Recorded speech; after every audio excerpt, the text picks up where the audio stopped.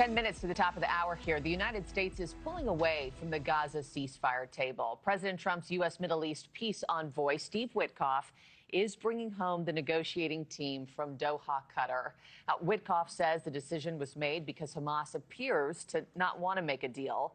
And the U.S. is now considering what they call alternative options to getting the remaining Israeli hostages back home.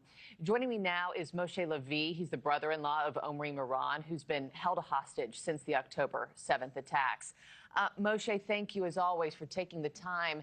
As somebody who has now waited in anguish for more than 650 days for your loved one to come home, how do you feel about this decision for the negotiating team to pull out of Gaza and come back? Good morning, Marky. Yeah, it's been a difficult week for us.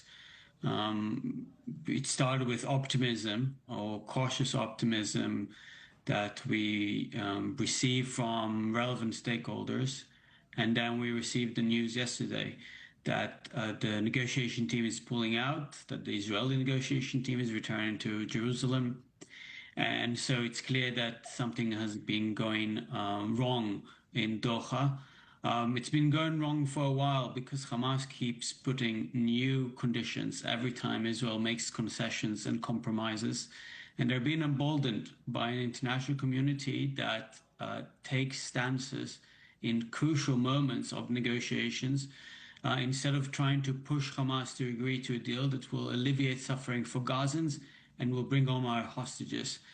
I still hope that this is a negotiation tactic, in order to ensure Hamas understand that this is their only path to end this war.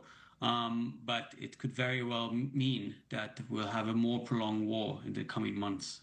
Something that stuck out to us, which I mentioned off the top there, was that Steve Witkoff did say that the United States will seek alternative options to bring the hostages back home. Do you have any information on what those might look like, or even just what you hope those might be? I don't have information, and per my understanding, there's really no other path to bringing them home alive, those who are still alive, unless it's through a deal that is supported by more than 70% of the Israeli public.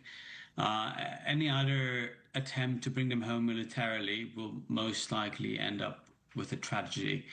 Similar tragedy happened in the past, including a year ago, when negotiations broke in July, and then 6 hostages were murdered in August, the end of August, as IDF soldiers were approaching terrorists who were holding them captive. So I do hope that Mr. Witkoff and the Trump administration will use all the levers to pressure Hamas, to pressure their accomplices and sponsors. But I don't see any other viable path to bring home the hostages. I know that Omri is married to your sister, Lishai. They have 2 beautiful daughters, one of whom turns 4 next week, right? She's now spent half of her life without dad. Of course, the greatest gift would be to celebrate alongside him. How are they holding up? And also, what is the last update that you've been given on Omri?